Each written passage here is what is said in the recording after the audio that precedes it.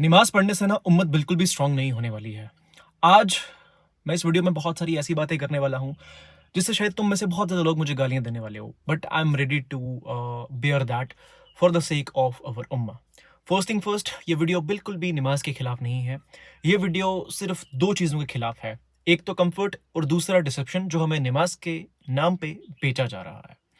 Step by step discuss करूंगा कि क्यों नमाज हमारी उम्मत के लिए एक बहुत ही मेजर प्रॉब्लम बन गई है। वो नमाज जो कि शब मेराज के दिन पे हम मुसलमानों पे 5 वक्त नमाज फर्ज हुई थी, वही नमाज आज के टाइम पे ना हमें वीक बनाते जा रही है। कैसे हो रहा है, क्यों हो रहा है, सोल्यूशन क्या है इसका, हर एक चीज डिस्कस करूंगा। एंड एक और चीज कहूंगा कि इस वीडियो के एंड तक या तो आप मुझसे बहुत ज्यादा नफरत करने वाले हो या तो मैं आपकी सोच को बदल के रख दूंगा। इस वीडियो को एंड तक जरूर देखना, ये मेरी आपसे रिक्वेस्ट रहने वाली है। अगर चैनल पे न्यू आए हो तो चैनल को सब्सक्राइब जरूर कर देना, वीडियो को लाइक जरूर कर देना। बढ़ते हैं डायरेक्टली वीडियो पे। सबसे पहली चीज जो मैं आपसे पूछना चाहूंगा, आज के टाइम पे अगर हम अपने मदरसों को लुक आउट करें, जो भी तालिबे इल्म मदरसे में पढ़ रहे हैं, let's talk about India, Pakistan, Bangladesh. सबसे पहले आपको नहीं लगता है कि अगर आप उन मदारिस में जाओगे ना, आपको दुनिया के सबसे इनकॉम्पिटेंट लोग उस मदरसे में मिलेंगे। उनका जो थॉट प्रोसेस, उनकी जो थिंकिंग डेवलप हो रही है, वो पता है किस हिसाब से डेवलप हो रही है? वो कुरान पढ़ रहे हैं, हिफ्ज कर रहे हैं, मौलवियत कर रहे हैं, आलिम बन रहे हैं, मगर दुनिया के लिहाज से वो इनकॉम्पिटेंट बन रहे हैं। इनकॉम्पिटेंट बन रहे हैं, ये एक फैक्ट है। उनको कोई क्लैरिटी नहीं है कि दुनिया किस तरह रन हो रही है। उनको कोई नॉलेज नहीं है कि दुनियावी चीजें कितनी आगे पहुंच चुकी हैं, और वो सिर्फ और सिर्फ अपनी एक दीन की दुनिया में मगन है। क्या दीन का काम हमें इनकॉम्पिटेंट बनाना था, या दीन का काम हमें था कि हम दुनिया के सबसे बेस्ट मुस्लिम्स बन सके? बट नहीं, हमारा वो काम जो था वो डन नहीं हो पाया। दूसरी चीज, आज के टाइम पे जो भी 5 वक्त नमाज पढ़ना शुरू कर देता है ना, उसके ऊपर तोहमतें लगाना शुरू कर देते हैं। ये तो मौलवी बन चुका है, ये तो सिर्फ नमाज पढ़ता है, इसको कौन ही लड़की देगा, दाढ़ी देखो कितनी रख ली है, देखो टोपी लगा के चलता है, देखो सलवार कमीज पहन रहा है, देखो जुब्बा पहन रहा है, ये कैसी हरकतें कर रहा है यार, ये क्या चल रहा है यार, पैसे कैसे कमाएगा, ये कैसे करेगा, वो कैसे करेगा। जो इंसान थोड़ा बहुत दीन की तरफ आ भी रहा है, उसको भी इतना ज्यादा बातें कर करके ना दीन को इतना नीचे ला लिया है हम सब लोगों ने, कि जो इंडिविजुअल्स मदरसे में जा भी रहे हैं ना, वो भी समझते हैं कि यार हमारी तो कोई औकात है ही नहीं। बल्कि सबसे ज्यादा औकात तो उन्हीं लोगों की है जिन्होंने कुरान को हिफ्ज करके रखा हुआ है। Third thing over here is, नमाज को किस तरह से बेचा गया है, पहले उस बारे में बात करते हैं। क्योंकि मेरा जो वीडियो है ना, वो नमाज के खिलाफ नहीं है। मैं तो चाहता हूं कि हम सब 5 वक्त नमाज पढ़ें एंड हम सब नमाज की तरफ आए। बट हमें नमाज क्या बोल के बेची जा रही है? आप नमाज पढ़ो, आपका दिल हल्का हो जाएगा। हम नमाज क्यों पढ़ रहे हैं? क्योंकि ना सिर्फ एक रीजन की वजह से, हमारे ऊपर नमाज फर्ज है, हम तभी नमाज पढ़ रहे हैं। किसी ने हमें डेप्थ में एक्सप्लेन करा ही नहीं, जो कि आज के दुनिया वाले एक्सप्लेन कर रहे हैं। 4 AM क्लब रन कर रहे हैं, जबकि हुजूर सल्लल्लाहु अलैहि वसल्लम ने आज से 1400-1500 साल पहले हमारे लिए 4 AM क्लब बना लिया। उस चीज को फैंटेसाइज करके बताया ही नहीं जा रहा है। आज के दौर में हर एक इंडिविजुअल गानों पे रील्स बना रहा है। मैं भी वही सेम काम करता था, मगर क्या हमें कितने लोग दिखते हैं जो कि नात के बैकग्राउंड में नात लगाई हुई है और वो रील्स बना रहे हैं? कितने लोग दिखते हैं जो कि नशीद यूज कर रहे हैं और वो रील्स बना रहे हैं? उसको फैंटेसाइज करा ही नहीं गया हमारी उम्मत के लिए।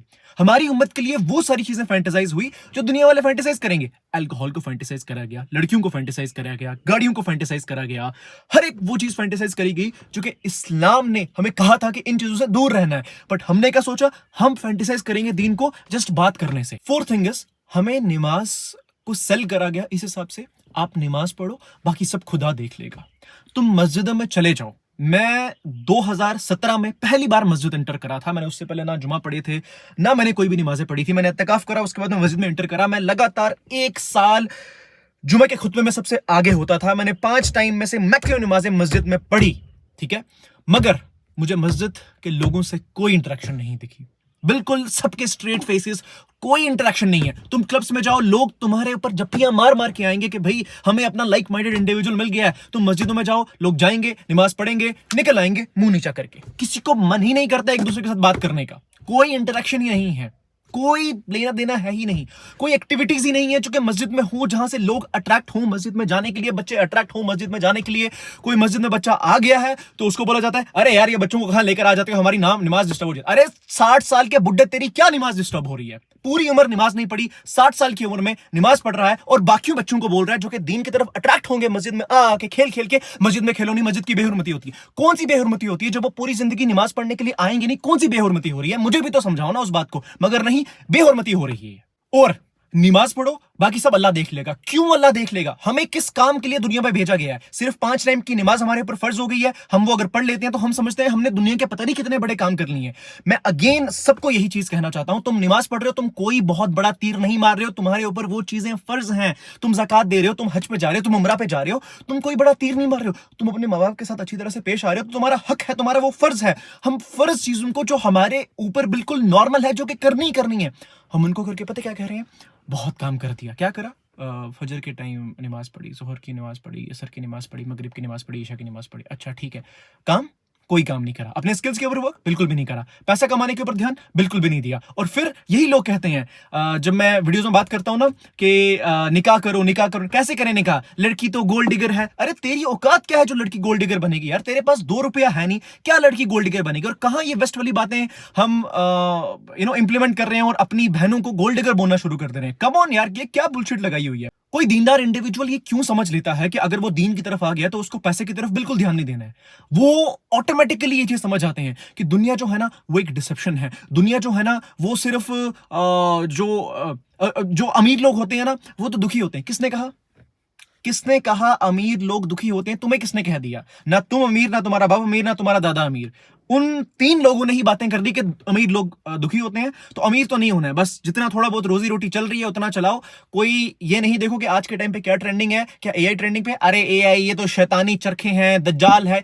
क्या बुलशिट लगाई हुई है यार। कौन हमें एजुकेट करेगा? क्यों नहीं हम एजुकेट होना चाहते हैं? एआई दज्जाल है, ये तो दज्जाली फितने में से है। अरे भाई, अगर हुजूर ने कोई कयामत की निशानियां बताई हैं, इसका मतलब ये नहीं है कि हमें उन चीजों से दूर रहना है। हमें उन चीजों को अडॉप्ट करना है, सीखना है, और हम अपने बेनिफिट के लिए किस तरह से उस चीज को यूटिलाइज कर सकते हैं वो हमें सीखना है। मगर कुछ भी दीन के नाम पे बेचा जा रहा है और मुस्लिम्स को इतना इनकॉम्पिटेंट बनाया जा रहा है कि मुझे खुद कभी कभी शर्म आ जाती है कि यार मैं मस्जिद में जाऊंगा ना तो 10 लोग ना ऐसी फालतू बातें करने वाले हैं जिसका कोई सेंस ही नहीं बनने वाला है। मस्जिद के खुतबे कितने आउटडेटेड हो चुके हैं यार।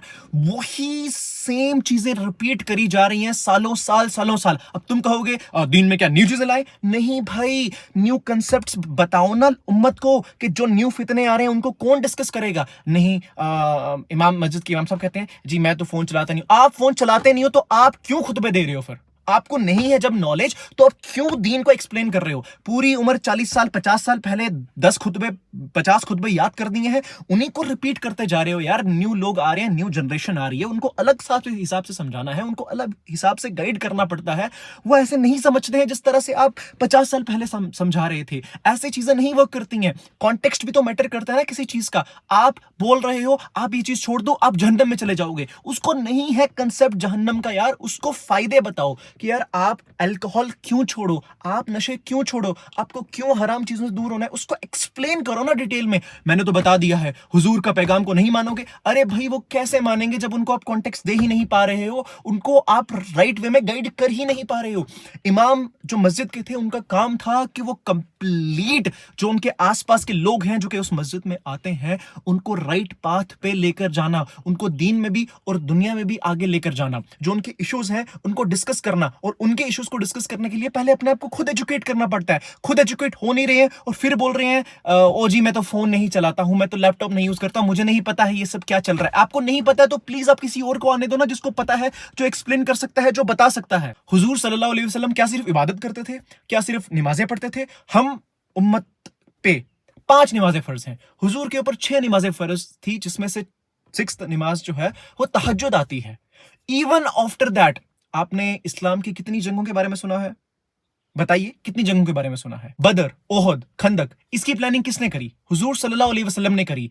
क्यों करी? क्योंकि उनको पता था कि सिर्फ नमाज ही हर एक चीज नहीं है। नमाज के बाद मुझे उम्मत को गाइड करना है, मुझे जंगों की भी प्लानिंग करनी है, मुझे उम्मत को किस तरह से लीड करना है उसके ऊपर भी वर्क करना है। उन्होंने हर वो काम करा, शादियां भी करी, बच्चे भी करे। मगर हम तो बस भाई नमाज पढ़ ली तो बस मेरे लिए तो इतना ही काफी है, खुदा मुझे बख्शने वाला है, हुजूर मुझे बख्शवाएंगे। नहीं बख्शवाएंगे, नहीं बख्शवाएंगे। तुम क्या कर रहे हो जो तुम्हें हुजूर बख्शवाएंगे? तुम तुम दीन के कोई ठेकेदार बन चुके हो, कुछ काम तुम कर नहीं रहे हो, बस नमाज पढ़ रहे हो, अपने बाप के ऊपर एहसान कर रहे हो, खुदा के ऊपर एहसान कर रहे हो कि नमाज पढ़ के क्या उखाड़ लिया तुमने नमाज पढ़ पढ़ के। हुजूर सल्लल्लाहु अलैहि वसल्लम ने दुआ भी करी थी, मगर साथ साथ में तलवार भी उठाई थी, उम्मत को भी गाइड करा था, मुश्किलें भी सही थी। नहीं हमारे ऊपर मुश्किल आ जाए, अरे क्या फायदा मेरे नमाज पढ़ने का, क्या फायदा मेरे नमाज पढ़ने का, खुदा मेरी बात सुनता ही नहीं है। अरे भाई नमाज पढ़ने का ये मतलब ये थोड़ी है यार कि तुम्हारी सारी चीजें सॉर्ट हो जाएंगी यार। कम ऑन यार, तुमने क्यों नहीं, तुम हुजूर की सीरत को पढ़ते, तुम्हें क्यों नहीं समझ आता है कि नमाज एक फर्ज चीज है जो हमें खुदा के पास रखती है, जो हमें खुदा के पास रखती है, हमें दीन पे रखती है। ये दीन का बेसिक है,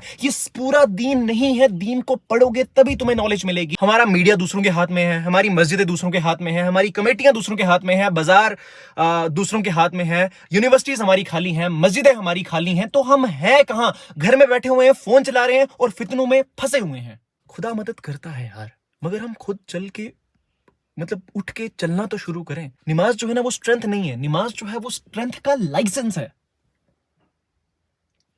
आप नमाज से डिसिप्लिन रहते हो, आप नमाज से अकाउंटेबल रहते हो, आप खुदा से क्लोज रहते हो। अगर आप नमाज पढ़ने के बाद भी सिर्फ अपने बारे में सोच रहे हो ना, तो मैं अफसोस के साथ कहना चाहता हूं कि आपके पास नमाज का असली मैसेज ना पहुंच नहीं पाया है। प्लीज मैं आप सबसे रिक्वेस्ट करके सिर्फ एक ही बात कहना चाहता हूं, दीन की तरफ आओ, दीन को अच्छे से समझो, अपने आप को एजुकेट करो, अपनी औलादों को एजुकेट करो, पैसा कमाओ। पैसा नहीं कमाओगे तो तुम्हें बाकी लोग कंट्रोल करेंगे, तुम कभी भी दूसरों को कंट्रोल नहीं कर पाओगे।